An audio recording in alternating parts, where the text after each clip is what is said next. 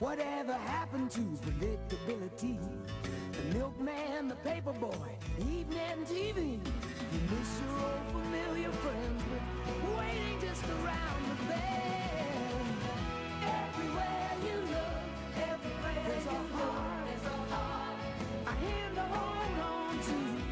Everywhere you look, everywhere you look, of somebody who needs you. When you're lost out there and you're all alone, a life is waiting to carry you home. Everywhere you look, everywhere you look.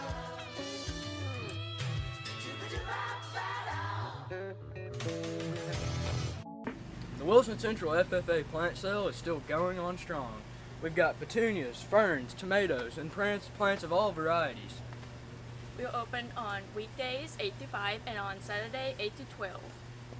We have tomatoes, geraniums, marigolds, Dusty Millers, plenty of petunias, and we have purslanes that are technically a weed in Australia.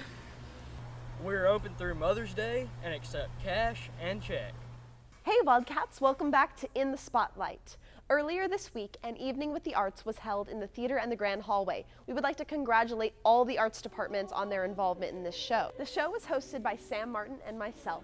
The art displayed their gallery of work in the hallway. Band featured many great performances from their small ensembles. Theater had 2 great performances. Dance had a few great student choreographed pieces. Choir had a few very, very beautiful pieces, and even 2 short films from our AV department were featured. It was an amazing night with great talent and great refreshments. Thursday was the Thespian Society induction ceremony. Thespian Society is the internationally recognized theater association. They recognized all of the students that have earned enough points to be inducted into the society, as well as honoring new officers. The current officers, Sarah Beth Barlow, Sarah Draghi, Aspen Freeman, Alana Discerns, Jonah Smith, and myself all passed down the torch to the new officers, President Tori Lopez, Vice President Chloe Camp, Secretary Abigail Ryder, Treasurer Caleb Fanning, Treasurer Apprentice Madison Blake, and Historian Addie Myatt. Please send them your congratulations.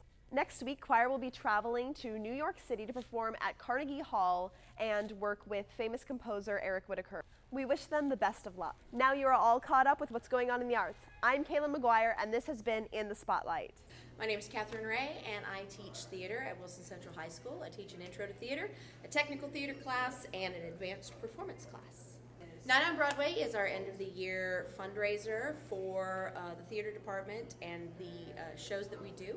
It is a collection or a cabaret of songs from famous Broadway musicals or some obscure Broadway musicals or Broadway style songs. And we have different soloists and scenes that are all involved, and we do an opening and a closing number, and then at the end of every show we announce the next season of shows. You should definitely come to Night on Broadway, 1, because Wilson Central is filled with talent. 2, you're going to get to hear a lot of great Broadway music and some stuff that you may have heard before, some you may not have heard of before. Yeah, come out. It's pay what you can, and you just might get to hear a really big announcement this year on May 2nd, starting at 6:30 p.m. Okay, hello everybody. I'm Jordy Loy here with Tab Kirkland, a huge contributor to our academics here at Wilson Central. Welcome to Wilson Central, Mr. Kirkland. Thank you.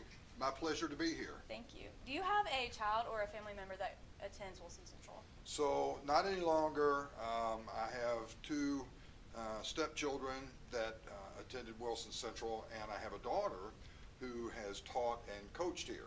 Okay. So, what inspired you to choose Wilson Central top 10% students to receive your generous donations?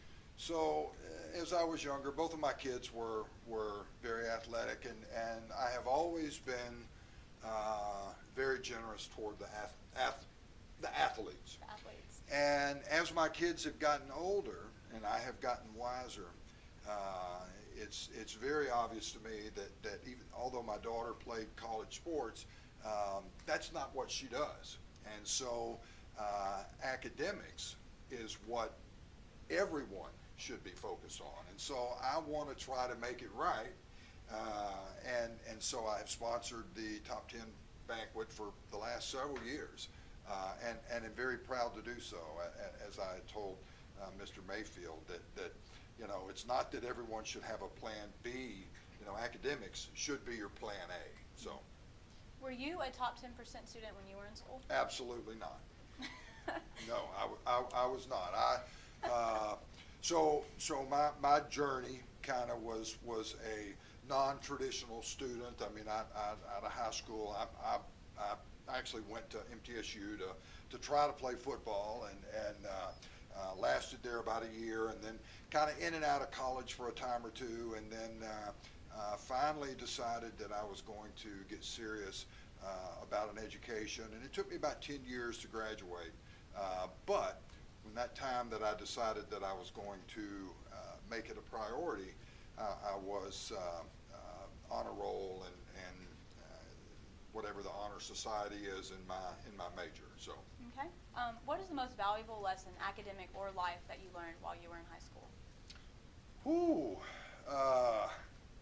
I'll tell you the most thing that I think now that I would say to everyone that I meet, and that is that kindness matters.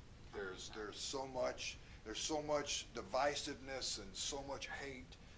Everybody's got a reason for this and that and the other, and all I would say is, just be kind. So. All right. Well, we'd like to thank you for being here today and for sponsoring our Top 10% event this year. Thank you so much, Mr. Kirkland. Thank you very much, and good luck. Thank you.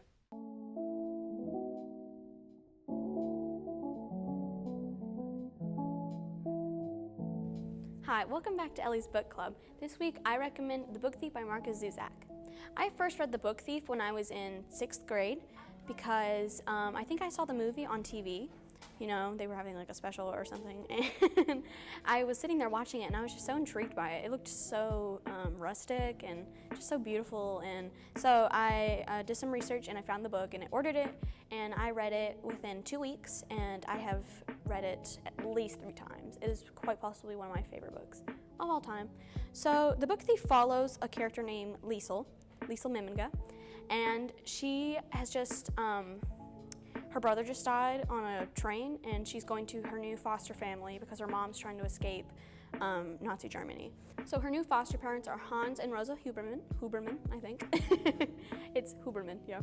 And she's at the age where she is like growing up, like she's officially growing up, and it's just so unfortunate for her because it's in the middle of the Nazi regime, and she is learning how to read and she's learning how to write. And she soon finds out that her foster parents are housing a Jewish man named Max, who is a boxer. And Max teaches Liesel about reading and about writing, and it just feels so homely and it feels so good to read. Another thing I really like about the book is that it's narrated by Death. And whenever people think of Death, they give it like a negative connotation.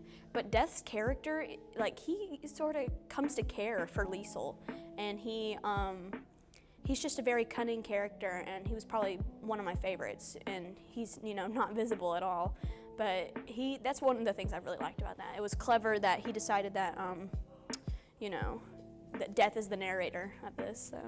I give The Book Thief 9 out of 10 stolen books. Thank you for tuning in to Ellie's Book Club, and I'll see you next week. Bye. Hey Wildcats, here's your healthy tip of the day. Drink more water. It's really simple, and it gives you more energy, long-lasting energy than caffeine does. Also, caffeine's really not good for your body. That's it. The library is having a bookmark and poetry competition. There will be first, second, and third place winners. Be creative. Also, to end on a positive note, there are only 5 more Mondays left of school. Get ready.